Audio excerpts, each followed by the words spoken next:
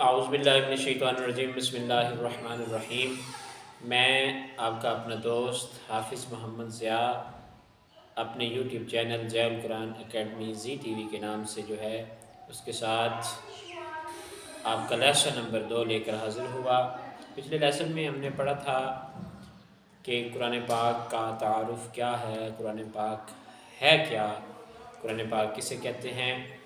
तो एक बार फिर दोहरा देता हूँ, ऐसी किताब जो बार बार तिलावत की जाए उसे कुरान पाक कहते हैं। आज का हमारा टॉपिक है मखरज क्या है। मखरज हकीकत में एक जगह का नाम है जहाँ से हम लफ्ज़ निकालते हैं, जहाँ से हमारा लफ्ज़ निकलता है उस जगह को कहते हैं मखरज। इसमें मुख्तलिफ़ किस्म के मखरज हैं, कुछ हल्की मखरज हैं, कुछ लासानी मखरज हैं। इसके अलावा और भी हैं, वो इंशाअल्लाह हम डिटेल में साथ साथ बताते रहेंगे। हल्की मखरज वो होते हैं जो हलक से निकलते हैं, कुछ मखरज जो होते हैं वो हलक के ऊपर वाले हिस्से से, कुछ दरमियान वाले और कुछ नीचे वाले हिस्से से। इसी तरह कुछ ज़ुबान के नरम हिस्से से लफ्ज़ अदा किए जाते हैं, कुछ सख्त हिस्से से, कुछ ज़बान को करवट देकर मुख्तलिफ़ किस्म के मखरज हैं।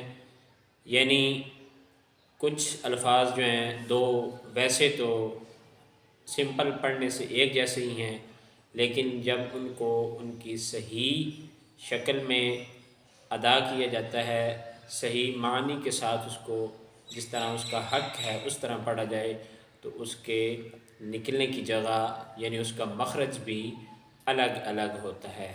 जिस तरह सीन है, सा है, ये वैसे अगर सिंपल पढ़ा जाए, इसको समझे बगैर पढ़ा जाए तो दोनों एक जैसे लफ्ज़ हैं, इसको हम सा और सीन में पढ़ सकते हैं।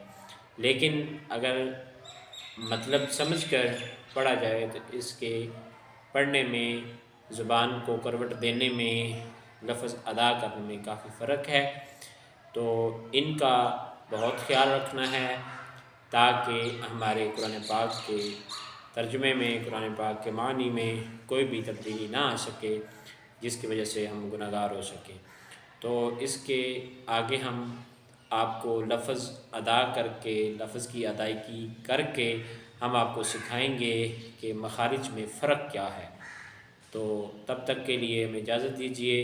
हमारे आने वाली नई वीडियो जो कि बहुत अहम है कुरान पाक के समझने के हवाले से, कुरान पाक के अल्फाज जो हैं उनको समझने के लिए बहुत अहम वीडियो है, जिसको देखने के लिए हमारे चैनल को सब्सक्राइब कर दें। तब तक के लिए हमें दीजिए इजाज़त।